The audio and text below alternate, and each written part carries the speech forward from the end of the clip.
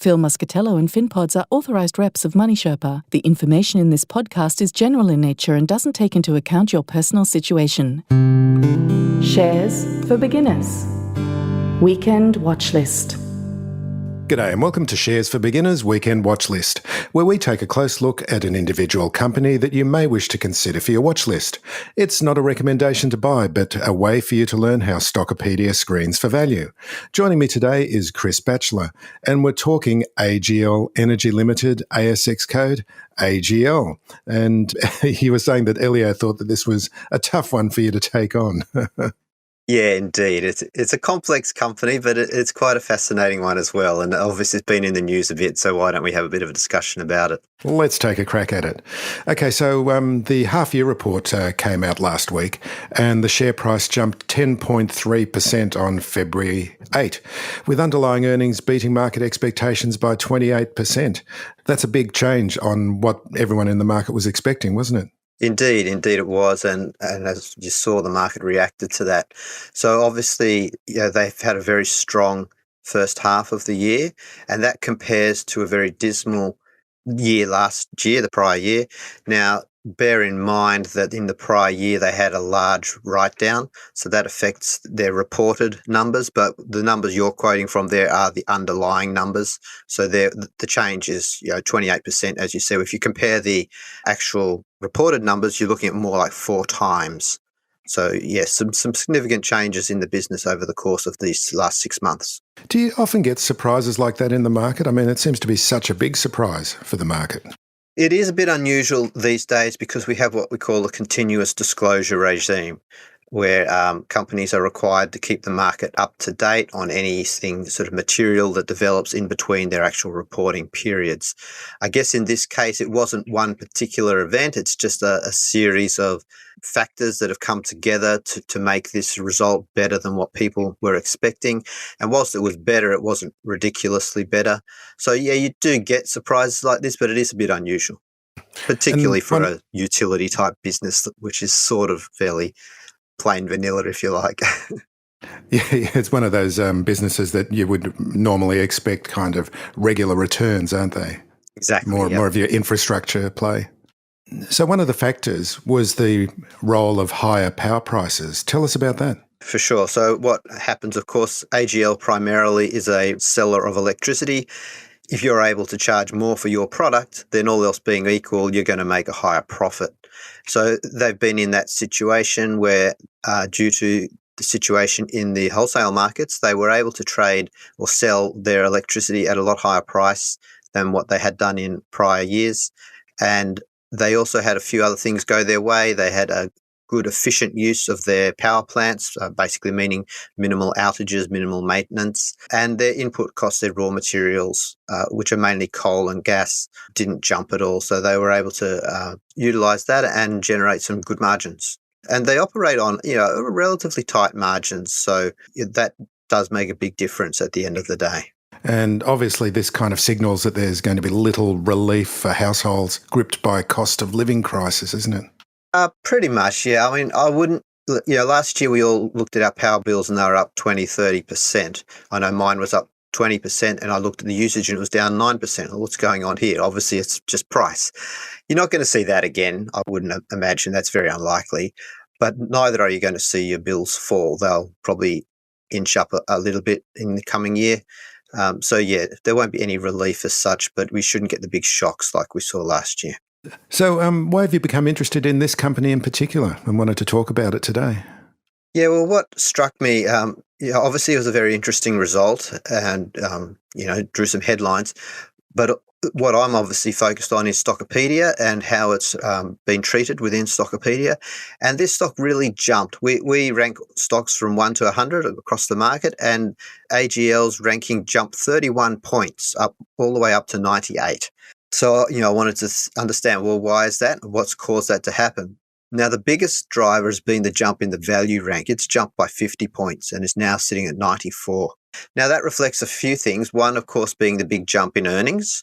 And it's looking primarily at the reported earnings. So that's the really big jump that we talked about at the top. Also, they increased their dividends.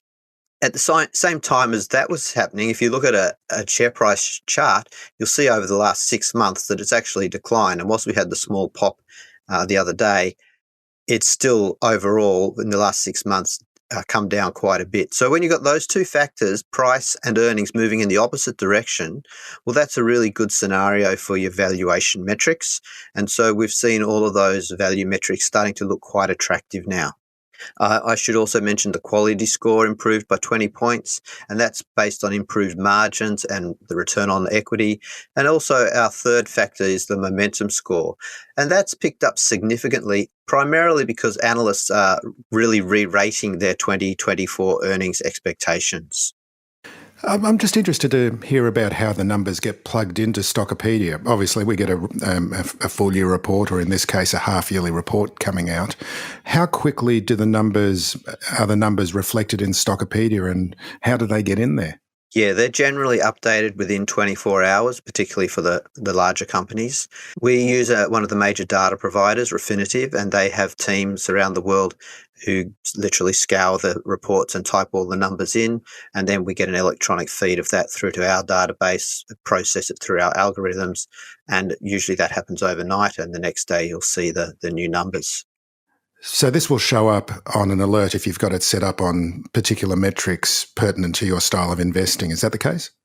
That is the case indeed, yeah. You can set alerts on a whole range of different factors. If you've been following this stock, you might have an alert saying, if the stock rank jumps above 80, send me a message, and you'll get an email message saying that has occurred. So you'll be able to jump straight in and take a look why. And presumably as well, you're going to get a top 20 value stocks, for example, and it would show up there, wouldn't it? Yes, that's right. Yep. Okay, let's talk about the 800-pound gorilla in the room, Mike Cannon-Brookes. What's the MCB factor moving forward? He seems to have been a lot quieter lately than he was about a year ago. Yeah, that's right. So, I mean, they own over 10% of the business, and they remain they are the largest shareholder in the business. Now, obviously, they put that stake in place because they wanted to really shake up the business, particularly with their environmental perspective. They have actually recently reduced their holding, not by a lot, but by a little bit. But they did make an announcement that they were happy with the way the business was being run, not 100% happy, but basically felt that the things were now going in the right direction, and they remained fully committed to the business. So what that means from their perspective, from what I can tell, is that they're pretty much managing it as a component of their investment portfolio. Their objective was to phase out coal power stations quicker than what had initially been put forward. They achieved that. We've now got a timetable of coal to be phased out by 2035. They did stress at the recent AGM that they wanted to see tougher carbon reduction hurdles, particularly for some of the key executives, and tie those to their long-term incentives. They're looking for a decent return on their investment. It's not pure philanthropy. That's a hard word. But I think they're sort of just now viewing it more as one of those components of their portfolio rather than the big splash that they made a bit over a year ago. And of course, this is going to require a lot of capital expenditure. What's the scale of the capex that's required to lower carbon emissions? Yeah, massive in a word. So they're looking at building 12 gigawatts of renewable energy generation and firming capacity by 2036. Now, to put that in perspective, their current portfolio today is 10.4 gigawatts. So they're basically going to replace all that they have and then some within a 12-year period. So that's a massive goal. Their interim target is 5 gigawatts of renewable energy by 2030, which of course is only 6 years away. And their development pipeline is growing. Over the last 6 months, it's grown from 5.3 gigawatts to 5.8 gigawatts. Also worth bearing in mind, they've got a 20% stake in a business called Tilt Renewables, and they themselves have a 3.5 gigawatt pipeline. So what does that come down to in dollars and cents? It comes down to they expect to spend around $3 to $4 billion by FY30, and then an additional $5 to $6 billion by FY36. So as you can see, that's a massive amount of investment. They anticipate investment returns in the order of 6 to 8.5% for their renewables and 7 to 11% for their firming and flexible generation. So obviously decent returns, decent long-term returns, not staggering returns, but for a utility business that would be considered quite respectable. So they're making the investment based on the presumption that it will be a profitable investment to make. Are you picking shares on gut instinct? Buying on press tips or rumours? Do you struggle to find the time to keep up with the research and analysis that goes into evaluating potential stocks? Stockopedia are pleased to offer a special deal to listeners of this podcast, a 14-day free trial and a 10% discount on the first year of membership. Sign up now at y.stockopedia.com/SFB. There's no better time to access the most comprehensive, easy-to-use investing toolbox for DIY share investors. 10% off, 14-day free trial and a 30-day money-back guarantee. That's y.stockopedia.com/SFB. I was having a chat with a company monitor from the Australian Shareholders Association last year, and it was in the context of Origin, but they did also mention AGL as well, is that the actual scale of the capital expenditure required was very difficult to find in Australia. Is that the case, or will they be able to get this money, and how do they get this money? Yeah, good question. It is a large amount of money. I imagine that they would be able to, mainly because of those return rates that we quoted, and assuming that they're not rubbery figures and that they can put together a very believable scenario where those returns are possible, then investors like superannuation funds, big institutional investors that are looking for steady rates of return to meet their ongoing liabilities, they would be very interested in assets like those. And this company, of course, comes under, as we mentioned, the infrastructure umbrella. And these kind of companies are very attractive to, the super funds here in Australia and pension funds around the world, aren't they? That's right, yeah, because what those investors are looking for often is steady returns, particularly if they've got unit holders that are in the older demographic, so people that are looking to retire or who have indeed retired.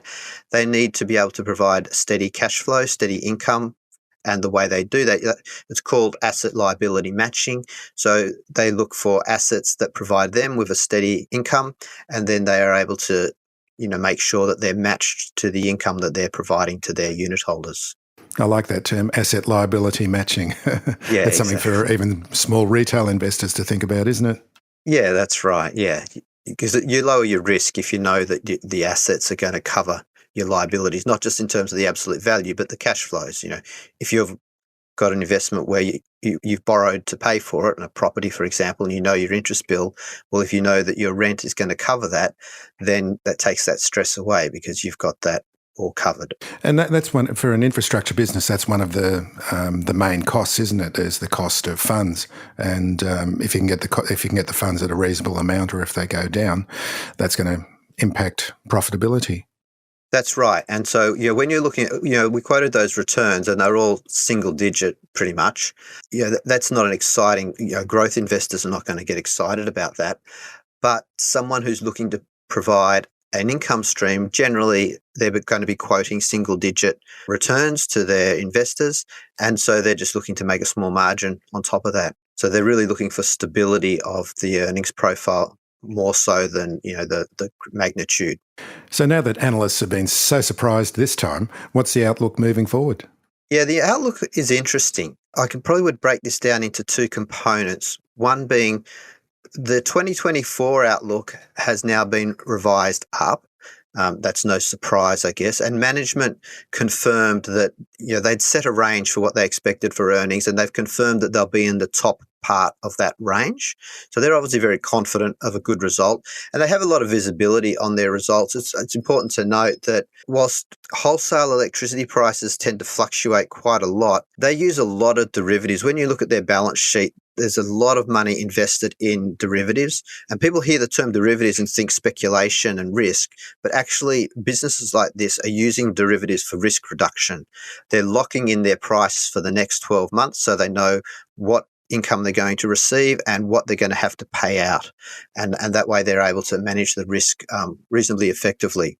But when it comes to the sort of longer term outlook, Analysts are expecting things to decline in 2025, so not particularly long term, but the following year.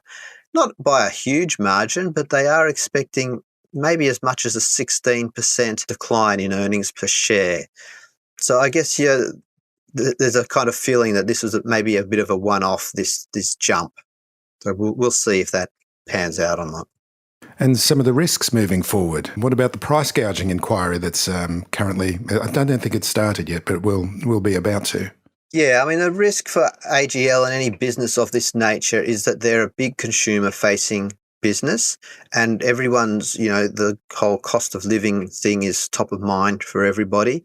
Now, they control around 20% of Australia's electricity generation capacity, and they're predominantly East Coast, which means that they control an even bigger portion of the East Coast electricity market. They're the largest listed electricity generator within the national electricity market. And whilst that's called the national electricity market, it actually is the East Coast. It doesn't include Western Australia. And that, of course, means that they're potentially a political target if people feel that they are taking advantage of high prices to earn high margins, then that gets them on the radar for politicians and the like. So they will be very conscious of that. They have indeed set up this fund called a hardship fund, where they've set aside $70 million to try and help people who are doing it tough so that they can keep the lights on, literally. There's always a risk around that in an oligopoly type of business. I mean, we're seeing it with the supermarkets, we see it with the airlines. Any industry where you've only got a couple of major players and you're providing what is pretty much an essential service, well, it is an essential service in terms of electricity, then you need to manage that community expectation. So any final thoughts on AGL? I'm not going to say, jump in boots and all on it. It's a interesting business. I suggest that it's one to take a look at if you're interested in it and try and get your head around it. It's not simple, but as you study it, you can start to understand it. Obviously, the big unknown to some extent is the renewables play. They actually generate most of their income at the moment from coal, but they have committed to moving away from that within the next 12 years, and they've already shut down one of their power stations. So there's a lot riding on getting all the renewable energy power plants in place. There's risk associated with that, obviously. This is not completely new, it's been done before, but we are moving into somewhat new territory, particularly around the transmission of that power from where it's generated to where it's needed, usually in the cities. There's a whole lot of challenges with getting farmers and others to agree to have power poles put across their land. So there's a lot in play here. The whole carbon market environment is also in flux. They potentially will be significant beneficiaries of that, but also in the short term, they would be likely to be penalised if a carbon tax were introduced in the short term. So there's a lot at play, and as I mentioned, they use a lot of derivatives. So it's worth digging into it if you're interested in this as a business, but it's important to understand just what the nature of the business is and what risks you would be taking on should you invest in it. So you mentioned carbon credits. Does AGL use carbon credits to try and reach their carbon commitments? So what AGL can do is, because they are building renewable energy sources, they will be entitled to some of these government long-term carbon credits, which can then be sold into the market, and that can be used as an income source or used to offset the carbon that they're generating from their other carbon emitting power plants. So yes, they can effectively generate some income from that. Okay, well, I just wanted to finish off with this, to quote a little post I saw on X yesterday, formerly known as Twitter, and it was Valentine's Day yesterday. We're recording on the 15th today, and someone posted, "Call me EBITDA because I can be anything you want me to be." Chris Batchelor, thank you very much for joining me today. Thanks, Phil. Great to be with you as always. Thanks for listening to Shares for Beginners. You can find more at sharesforbeginners.com. If you enjoy listening, please take a moment to rate or review in your podcast player, or tell a friend who might want to learn more about investing for their future.